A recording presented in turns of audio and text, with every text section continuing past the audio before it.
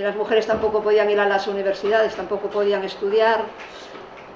Entonces hubo un desplazamiento histórico hacia la atención ejercida por los hombres con los poderes que suponían.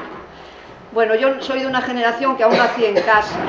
Mi madre estuvo en casa, la partera era Lupe, que la atendía, siempre hablaba con ella con mucho cariño. Y mi madre el parto pues lo tenía asociado al dolor y al miedo que tenía de si pasaba algo, tanto a ella como a mí y a mis hermanos después. Porque ella siempre tuvo amigas o conocidas que se habían muerto, había tenido complicaciones en el parto. El embarazo y el parto son unas experiencias únicas y son irrepetibles.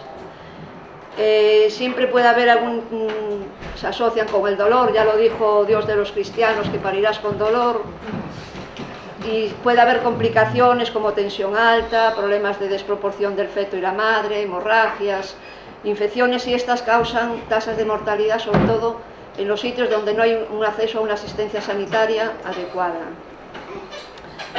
Al ir avanzando la historia, a mediados del siglo XX, tanto los avances tecnológicos como los antibióticos, la posibilidad de transfusiones, la vacuna del RH, hizo que mejoraran las tasas de mortalidad.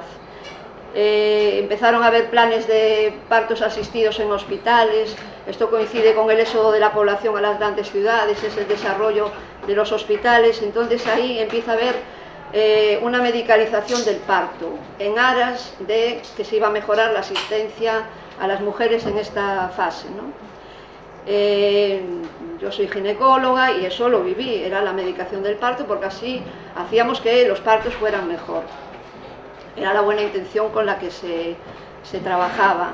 ¿Qué pasó? Que no se iba respetando la intimidad, que se iba deshumanizando el trato, se empezó a hacer un poco una asistencia que podía ser igual un poco mecánica, sin tener en cuenta a la mujer. La medicina sabía lo que había que hacer y la mujer era un objeto como pasivo sin tener nada que decir, ¿no?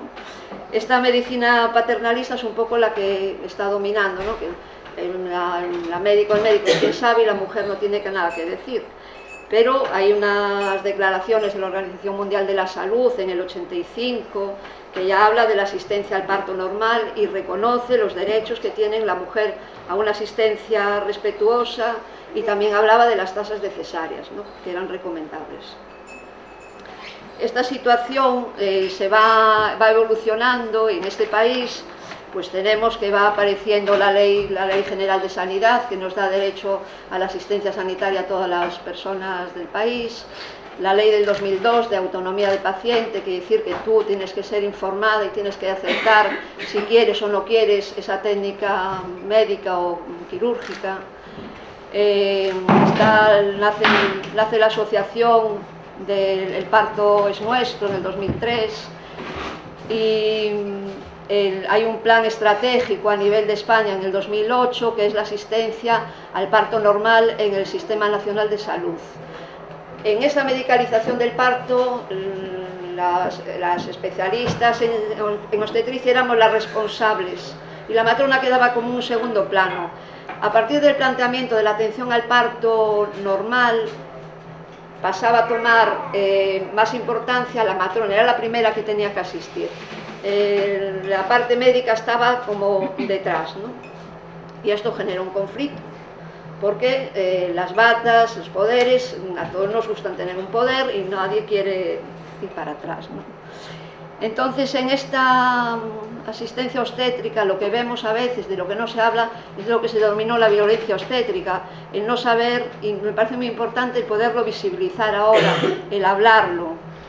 Yo creo que en la parte sanitaria tenemos que hacer una autocrítica y una humildad de reconocer que no todas las cosas que hacemos las hacemos bien, que podemos cometer, que se cometen fallos, que hay que revisar conductas de asistencia en el embarazo y en el parto, respetando los derechos humanos, sabiendo que las mujeres y los pacientes en general tienen derecho a decidir sobre lo que quieren recibir, de qué forma quieren ser tratados.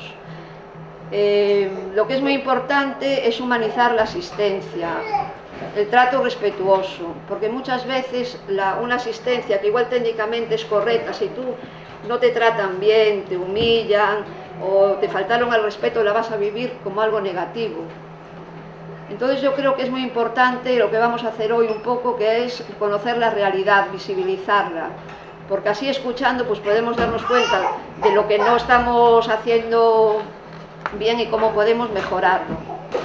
Por otra parte, habría que fomentar también el compartir protocolos de buenas prácticas y hacer una formación a los profesionales de la salud, pero tanto desde el administrativo que recoge el papel a la entrada del hospital o del centro de salud, hasta el director o la directora médica del hospital. Todos los estamentos en el que está en contacto la mujer tenemos que hacer un reciclaje sobre los derechos humanos y el trato respetuoso. Muchas veces la judicialización de la praxis clínica hizo que se convirtiera en una medicina más defensiva. Entonces hacemos más pruebas por si acaso nos denuncian, no vaya a ser que nos denuncien, entonces hacemos más pruebas. Hacemos una cesárea porque igual si me denuncian, yo hice la cesárea, es lo máximo que puedo hacer, así no me denuncian. Entonces ahí nos metemos en un bucle que realmente si interviene la justicia no es que vaya a mejorar. Está bien que haya leyes, que esté reglamentado, pero no solamente, no es la única forma de cambiar la situación, ¿no? Yo creo que lo que vamos a hacer hoy aquí, que es lo de visibilizar, hablar, buscar entre todas un poco el camino por donde avanzar, porque también muchas veces la parte profesional nos sentimos como agredidas, o sea, como decir, pero si yo lo quiero hacer bien y me dicen que lo estoy haciendo. Entonces, ¿qué pasa? ¿Hay una violencia en la asistencia sanitaria? Pues claro que la hay, pero hay una violencia en todo el sistema a nivel mundial, en la sociedad y también dentro de los hospitales. Entonces no solamente es la parte de las profesionales las que somos las responsables de eso, tenemos nuestra responsabilidad, pero también yo creo que hay que hacer un cambio global un cambio social, para que ese trato respetuoso y respetando los derechos humanos de las mujeres podamos tener una buena asistencia. Y lo que me parece fundamental es que esto tiene que ser dentro de la sanidad pública, y que la sanidad pública sea universal, que garantice la asistencia a la mujer en todas sus facetas de salud sexual y reproductiva, desde la planificación familiar, el derecho al aborto, la asistencia al embarazo y al parto, las técnicas reproductivas. ¿Por qué? Porque si no tenemos esa sanidad pública nos va a quedar vetado solamente ese derecho a la asistencia a las personas que puedan tener dinero. Entonces ya no sería algo equitativo y justo. Bueno, sin más rollo que aquí de introducción, os voy a presentar a las siguientes. Elena Gil, que va a ser es experta en la situación actual de atención ao embarazo, parto e saúde das mulleres, co-coordinadora galega de O Parto en Oso e responsable do grupo de Vigo.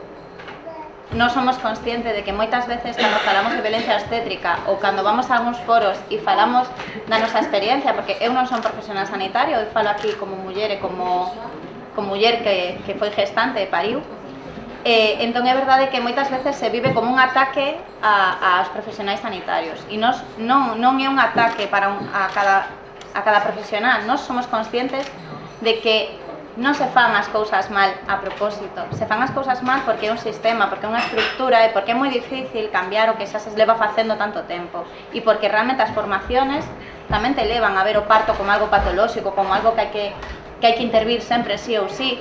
Te fan ver que a atención ten que ser así sin que te cuestiones por qué. Entón, por suposto que nós sabemos que o cambio ten que vir dende nós, que somos as usuarias do servicio, pero tamén dende os profesionales que están dentro, e sabemos que o cambio tamén está nos profesionales. Hai moita xente querendo facer as cousas diferentes, pero ou ben son plantillas que todavía non permiten unha atención adecuada, ou ben as propias estructuras do hospital e os protocolos non o permiten. E bueno, e que por suposto que a violencia é estructural a toda a sociedade, o sea, somos unha sociedade machista, entón o machismo non só está no sistema sanitario, o machismo está en todo, e entón ao final o frente ten que ir dende diferentes liñas. E xa non me vou a enrollar máis,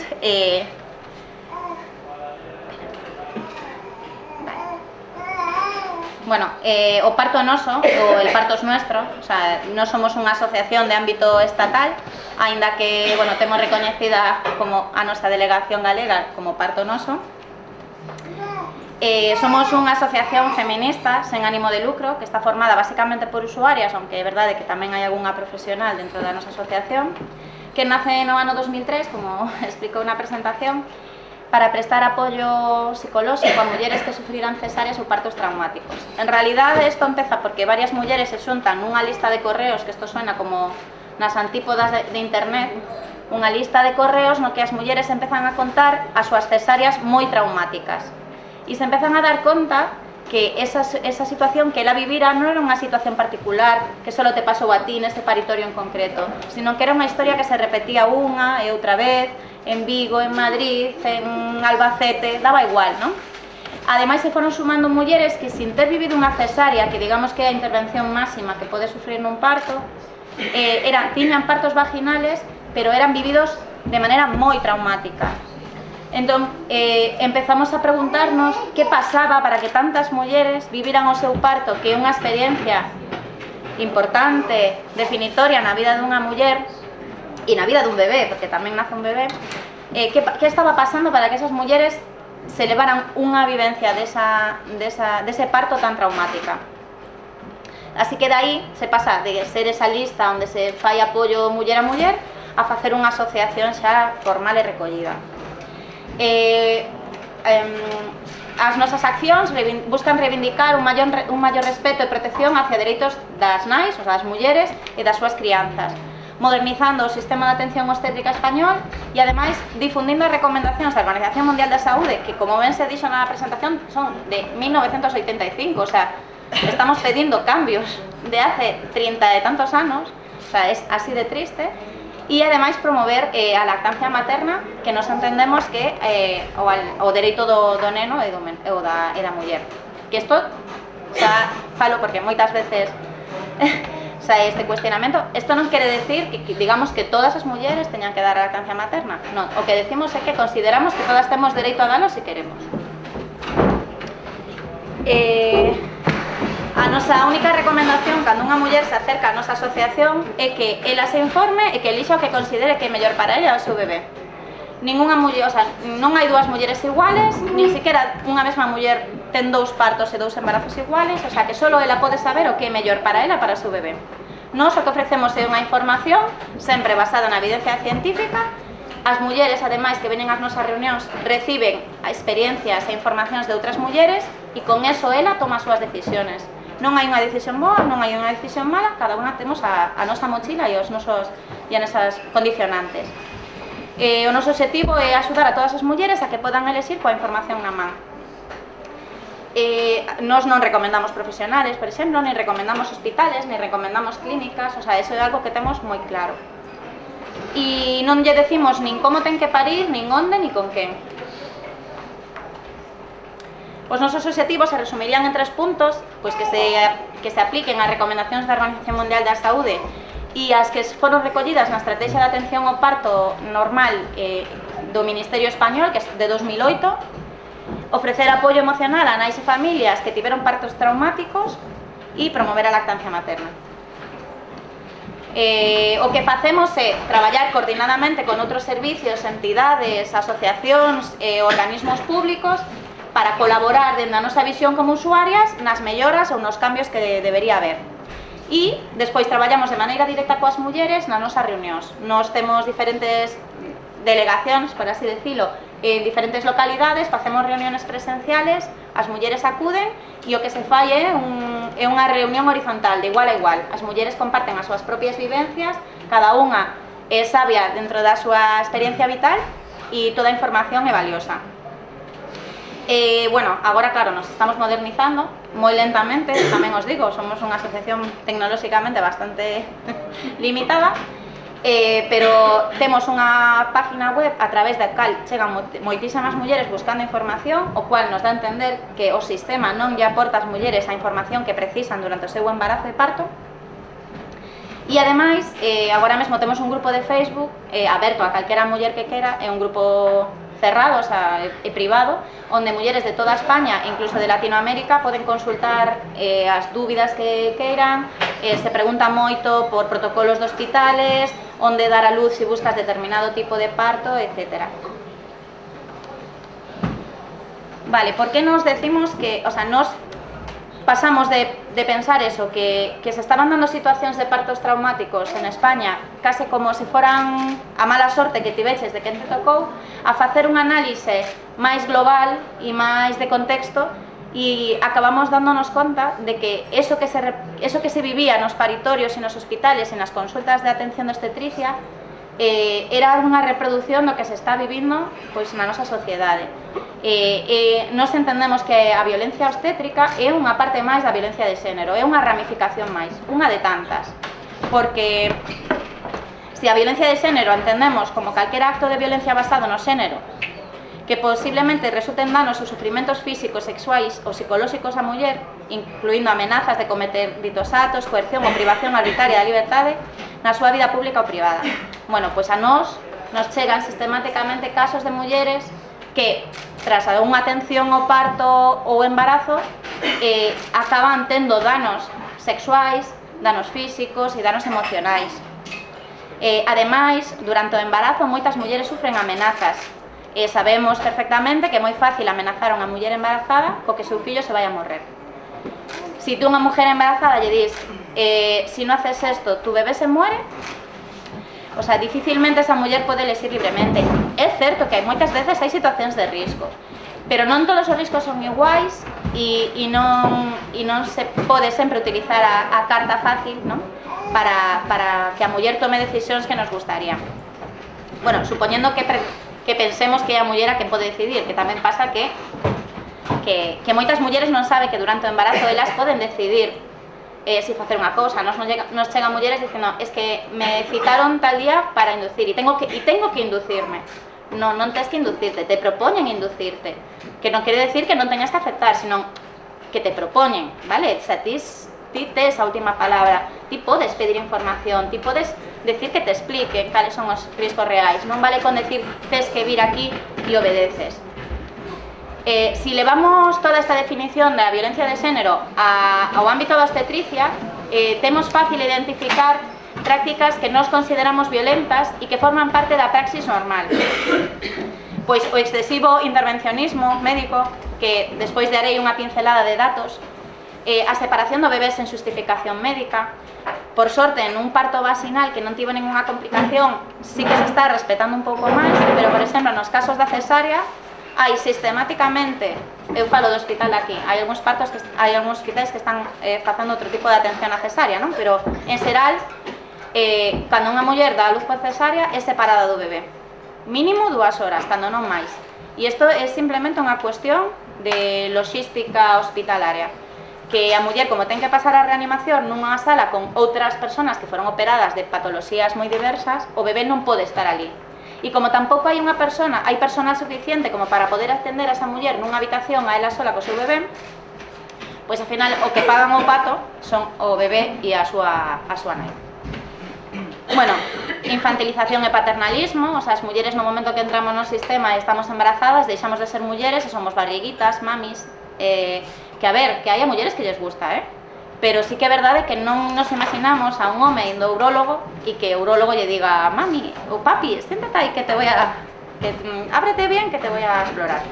Non imaginamos, e sona moi ridículo, pero es que, o sea, de verdade, eu acabei hasta narices de que me chamaran barriguita como se non fora nada máis, o sea, como se todo o resto que iba no lote non tivera importancia, non? E isto, o sea, o máximo é que sempre cando se fala de atención á obstetricia se fala da supervivencia do bebé, porque claro, agora os bebés sobreviven e todo sae ben e o importante é que o bebé este ben e ninguén se preocupa por como queda esa muller. Non importan as consecuencias da muller. É como que a muller mágicamente ten que decir, como o meu bebé está ben, pois eu xa non podo quejarme, non podo protestar ou non podo estar dolida.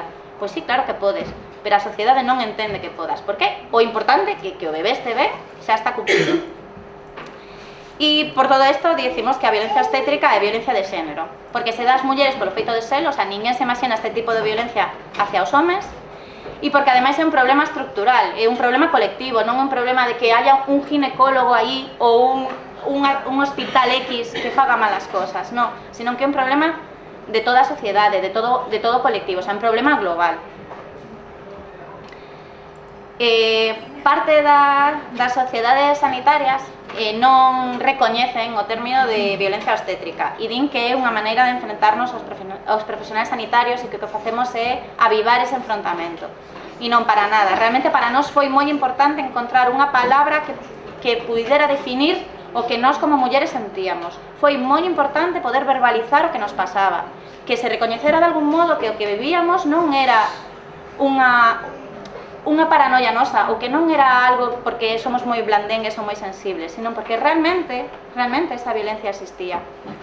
Entonces, a propia Organización Mundial da Saúde, que non son precisamente unhas señoras moi sensibilizadas coa ideoloxía de género nin coa perspectiva feminista, pois recoñece en 2014 a existencia da violencia obstétrica e fai unha crítica severa á atención actual do parto no mundo.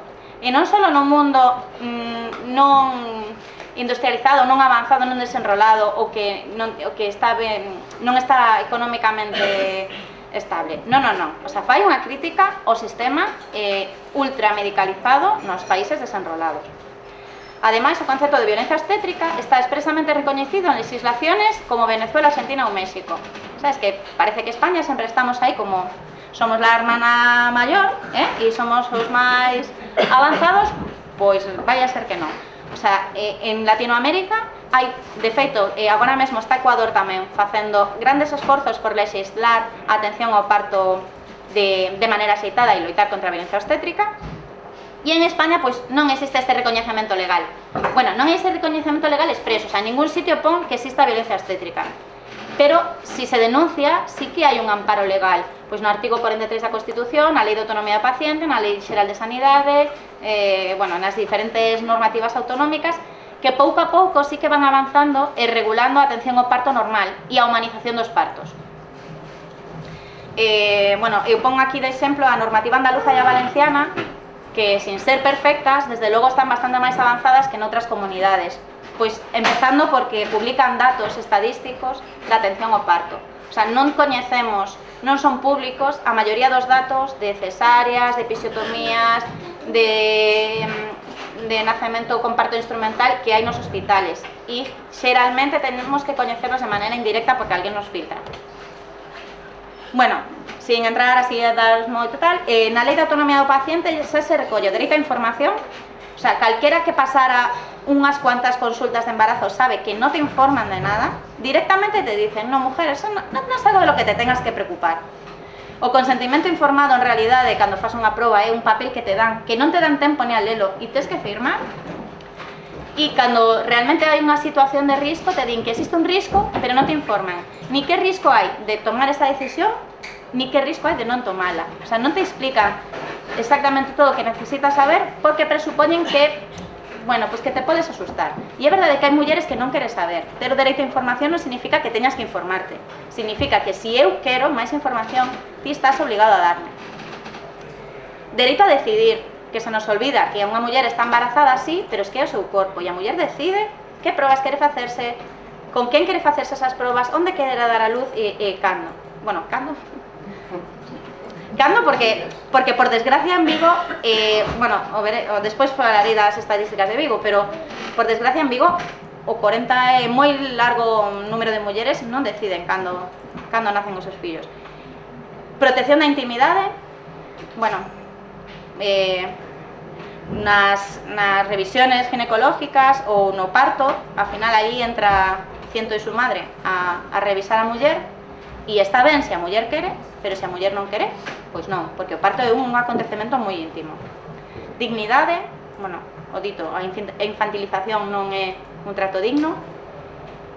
As follas de consentimento informado, que xa te digo, es que nin recollen todos os riscos reais. Por exemplo, pues, cando te dan a folla da epidural, solo falan dos riscos para a muller e non falan de posibles riscos para o bebé.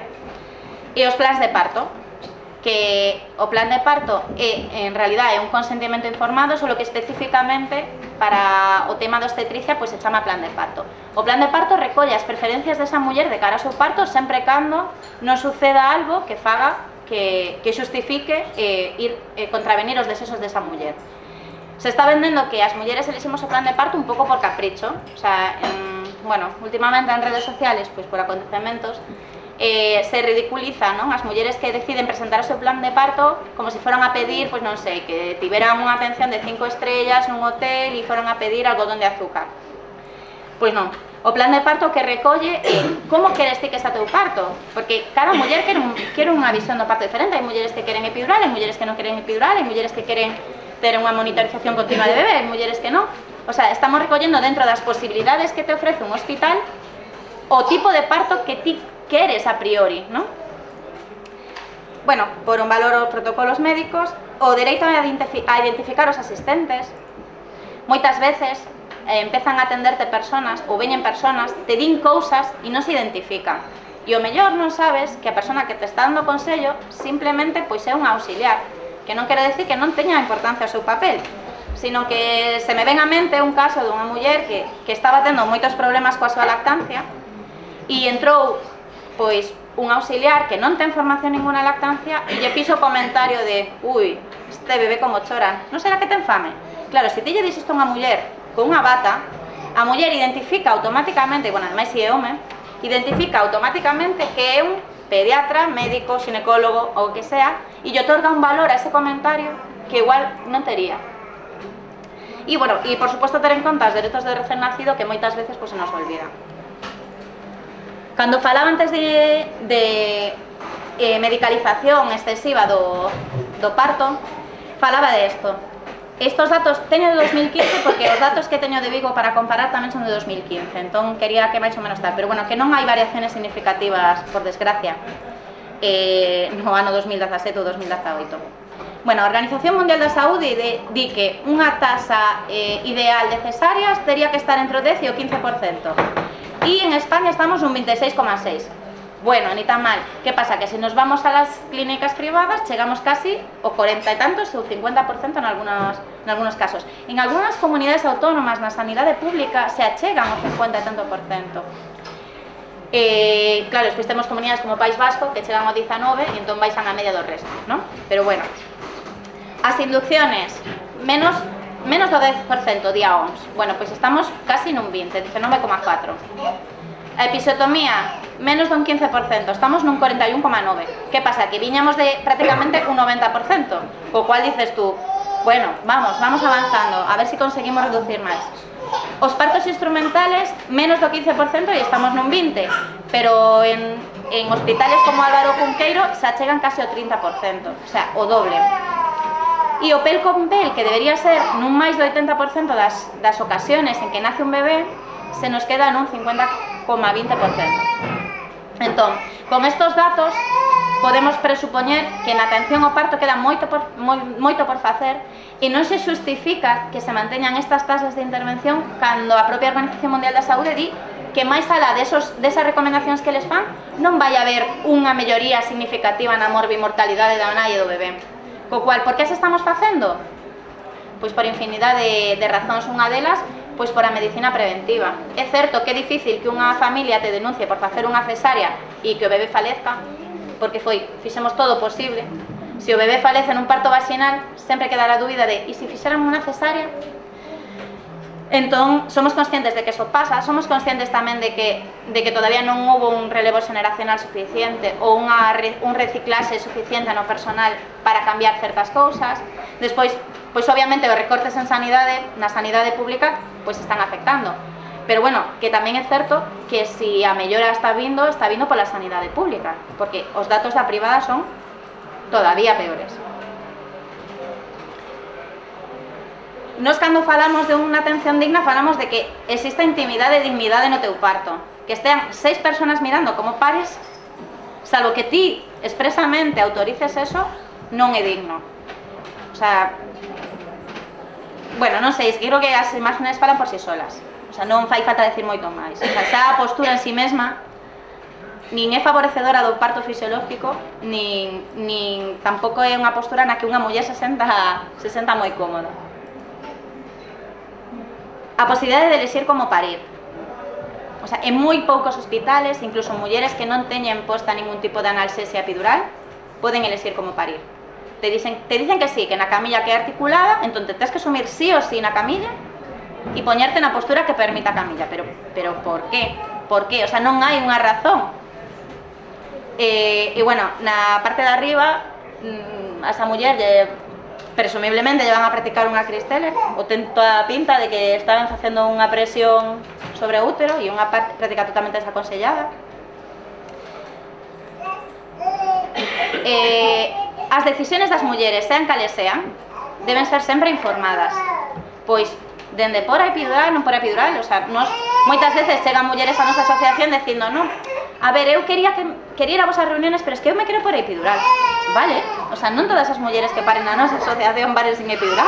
Moitas paren con epidural, moitas paren sin epidural, moitas paren vaginal, outras paren por cesárea. O sea, que cada unha, pues hai tantas mulleres como situaciones diferentes. O importante é que a decisión que tomes, a tomes informada e consciente de que é o que ti queres. Despois hai casos especiais que fan que a túa decisión informada poda variar. Pois non é, por exemplo, no caso das cesáreas, que eu creo que é o campo de batalla que temos agora, porque as cesáreas siguen sendo todavía, situacións moi violentas. Todavía en algunhas cesáreas as mulleres se atan de mans. E non podemos esquecer os dereitos do recién nacido, vale? O sea, o nacemento é o primeiro contacto co mundo.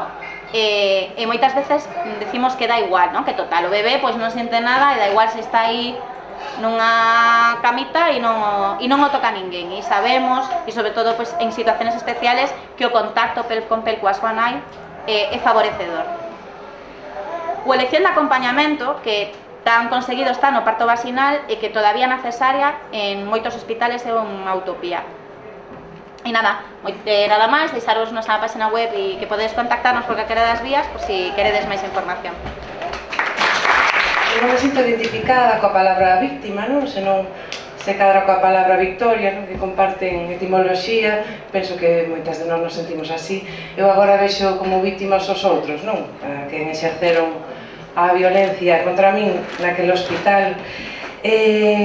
Bueno, un pouco antes de contarvos así de que vai o espectáculo, quería poñervos en situación. Bueno, a miña historia, o que me aconteceu foi que me puxen de parto na semana 37 máis 2, que é o que poñía Linda, que ninguén se poñía de acordo coas semanas, por moito que eu dixera que sabía cando quedara embarazada, pero decían que eso non tiene nada que ver.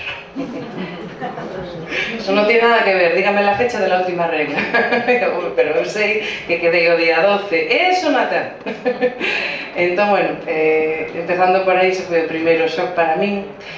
Entón, bueno, quero contar tamén que coñezo a violencia obstétrica, o sea, poñolle nome neste momento embarazo, parto, máis ben parto, pero xa lle coñecía a cara pues, en consultas ginecolóxicas de toda a vida, non? Pero me animo a contarlo nesta ocasión porque, bueno, empezan a acontecer cousas como estas do momento xestograma, non? Que é como unha hostia consagrada da obstetricia, na que creen máis que na muller, igual que notaba que creen máis na tecnoloxía, o que di a pantalla, o que di a máquina. Empezou a ver esta serie de comportamentos, probas que me resultaban moi desagradables, estranas, non? Proba da glucosa, que me parecía como moi agresiva. Pensaba, logo dicen que non nos droguemos e nos fan isto, non? Funo levando así, bueno, con humor e pensando que tiña certo poder de decisión e que todavía que levaba eu non a tixola polo mango. E pensaba que no momento do parto todas estas como tonterías, anécdotas, non? Que agora estou así como resumindo moito, que non terían lugar, porque era un momento importante, non? Eles, bueno, verán nacer milleiros de nenas e nenos durante o día, pero terán emoción, e dicía, será como eu no escenario, cando cantas unha canción, un repertorio de anos, pois vas a aquel pobo, non? E cántala coa mesma emoción, porque ten que ser así. E non foi, non? Nada, ingresei un mes antes do previsto, porque tive, bueno, notei como que perdía un fluxo, un goteo estrano, non? Bueno, vaginal, como unha especie de líquido acoso, e dixeran no preparto que ante algo diso había que ir correndo ao hospital. Como non tiña claro que pasaba, ni nada, ni quería ser responsable, dixen, bueno, vou ali que me vexen e xa veño para casa, non foi o caso, contei ali a historia 3 veces a 3 señoras dubitativas, non? Que ao final sentenciaron, pois queda vostede ingresada. Faltou así dar o mazazo na mesa. E aquí, pois, seguiron unha peregrinación polas salas do hospital, que si o cuarto, que si os monitores, outra vez o cuarto, outra sala de monitores, dilatación, ora para aquí, o paritorio, e tamén unha serie de un catálogo, non? De drogas, vías, soros, cadeiras de rodas, maldicións varias do persoal hospitalario, como aquela enfermeira, que isto contou tal cual no espectáculo, triunfou ali co seu monólogo, las primerizas non tenéis ni idea. Soltoume ali unha cantidad de frases daquele gran éxito. Un pouco, isto foi o que ia pasando, decidiron eles que me ian inducir, deronme un consentimento informado que nunca asinei. Foi, bueno, moi desagradable. Foi a través, bueno, utilizaron un tampón para poñerme unhas prostaglandinas, non sabía nin o que era, non? Foi moi doloroso, para mí foi como unha violación observada, non? Aquela enfermeira traballaba pois con moito medo baixo as ordes dun doutor como moi chuleta, non? Unha actitude como moi pois dos bares, da noite, pero que era algo que eu non nin creo que merecera nin esperaba naquel lugar. E aí empezo a ver que a cousa se pon como seria, non? Que todo aquilo que eu soñaba, que imaginaba, nin plan de parto levaba, porque non me dera tempo, non? Pois que cada vez estaba caendo como dentro dun protocolo do que non daba saído, xa me estaba como bloqueada nunha posición de litotomía durante horas, que me impedía, non, pedía algunha cousa, pero móvete ao redor da cama. Bueno, cousas que seguramente vos sonan. Quero dicir con isto que todo isto conto no espectáculo tamén. Pasan as horas, acabo no paritorio, ali hai un matrón no que na vida real e na ficción le chamamos o patrón, que, bueno, como o meu compañero era argentino, debeu pensar que nos gustaba o fútbol e durante 6 horas nos falou de fútbol. O tío era unha máquina e... A ver, ao final con cariño. Decíame cousas como: venga chica, ¿por no te pones la epidural? Aún te quedan muchas horas. Yo de ti me la ponía, como tú de mí. Tú de mí, que fillo. Entón, pero vas vendo como vai entrando, non? Todo o berliquí patriarcal, así. E todo, bueno, pois derivou nunha cousa, ao final pois epidural, porque collín, a verdad, que medo, sentía presión, non sabían que iba a acabar, que iba a ser todo aquilo. E remata pois nun parto instrumentado, con moitísima xente, como nas fotos que ti amosabas. Sale o meu compañeiro fora, que, bueno, utilizaron como un maniquí, un escaparate durante todas estas horas. Aquí xa casi vamos cumplir 24 horas no hospital. Bueno, foi moi desagradable, non me consultaban nada, non me informaban, podían decir, leva 3 segundos decir tranquila, o sea, mira, estamos neste punto, temos que ir, ou hai que instrumentar isto, ou hai que facer unha episiotomía, vale, tengo que, bueno, un pouco de respeto e sentir que ti tes ese control do que te desposúen. Utilizaron espátulas para sacar o bebé, fixeron esta episiotomía, eu berrei, preguntábame, e tú por que gritas? Es de dolor ou es máis bien de presión? Pois non sei, a verdade, é de todo, non? Xa era como unha coña, toda unha broma. Bueno, pois non tiven o pel con pel, puxeron o bebé no seu acuario de metacrilato, fixeronlle probas, había un pediatra en prácticas, levarono para UCI e ali quedei soa, non? E desta experiencia, pois, xurdiu un poema que trouxen para lervos e que se escoita na obra en off, para que vexades un pouco como se puido traducir todo isto en teatro, non? E o que me pregunta a xente, como toda esta historia a podes converter en teatro? De título ten, perdón, vouche roubar Frío cirúrxico. E di así: Aquelas foron as 2 horas máis frías da miña vida. Paseina remexendo o aceiro cirúrxico coa lingua. Aínda non me desprendín del. Todo cheiraba a min, a miña regra desde os 14 anos, o meu sexo despois da discoteca, a miña urina, a miña suor, e algunha xente protexíase con máscara do que lle parecía unha infamia. É rabudo porque o teu foi un parto violento e a natureza faite así de intelixente para sobrevivires. Tiramos cara adiante, pero eu ranqueo dunha perna, fillo, o que me recorda que aquelas 2 horas foron as da miña morte. Nin flores me trouxeron, son unha felicitación baleira e a reposición do material que lles debín gastar.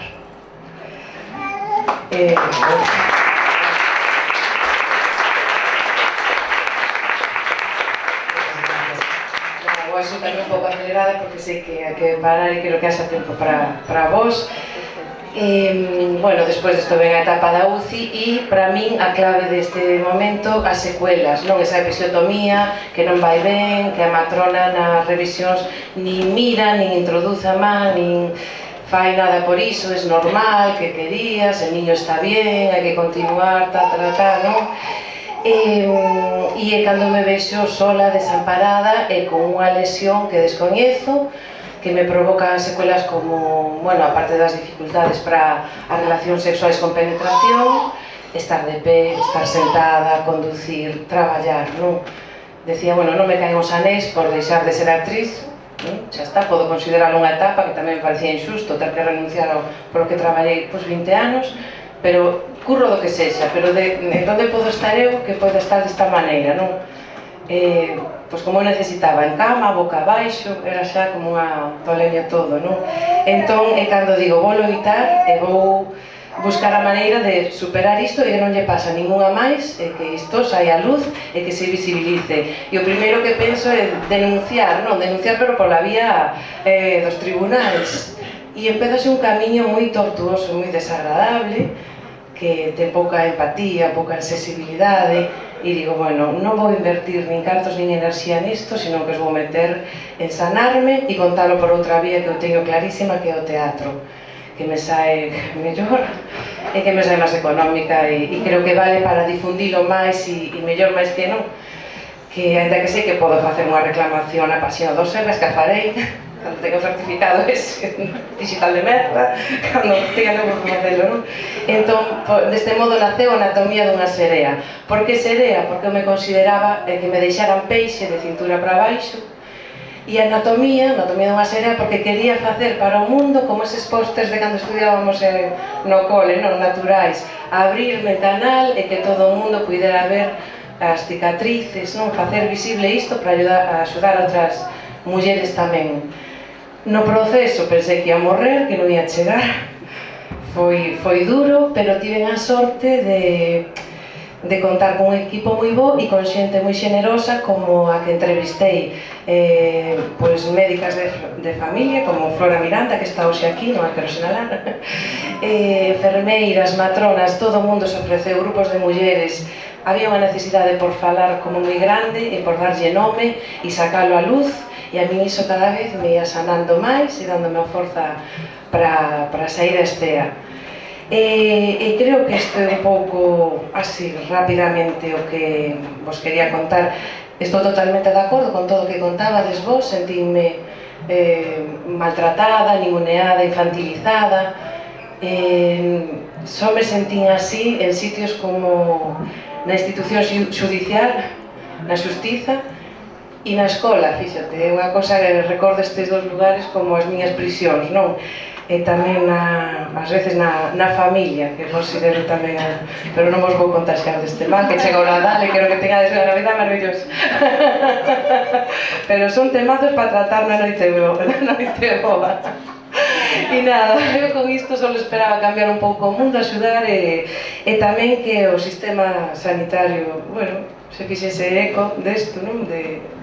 Desto que estamos vivindo e denunciando todas, e que fixeran autocrítica, que iso para min foi o esforzo máis grande, porque todo o mundo me decía, bueno, tes que perdoar, non? Facíaseme moi cristián, e eu que quería era entender, e a través de estudiar máis investigar cheguei a entender que o patriarcado é un polvo con moitos tentáculos. E nada, xa para rematar, fago un pouco de spam, que vou estar o martes en Santiago, no Teatro Principal, poño vos o teaser, que é o tráiler, non? O resumo da peza.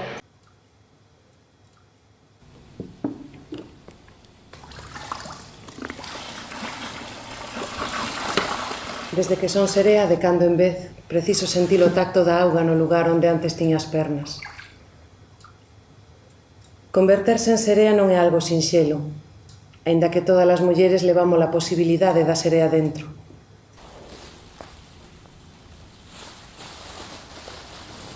Ser serea non ten nada de máxico.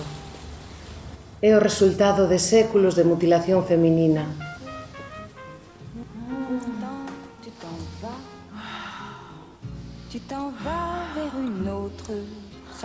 Plan de sometemento feminino perfecto.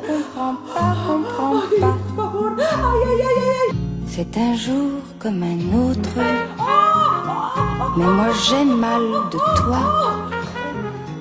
Moi qui riais des autres, aujourd'hui, c'est vous deux qui devez rire de moi, rire de moi. Toi, tu prends à jamais tout. As sereas somos seres tarados. Ni sequera entramos na categoría de seres reais. Somos un ruxe-ruxe. Moi poucas persoas poden asegurar que existimos. Hagas vos. Vos estades aquí, escoitades o meu relato. Sabedes que existo. Et pourtant tu t'en vas.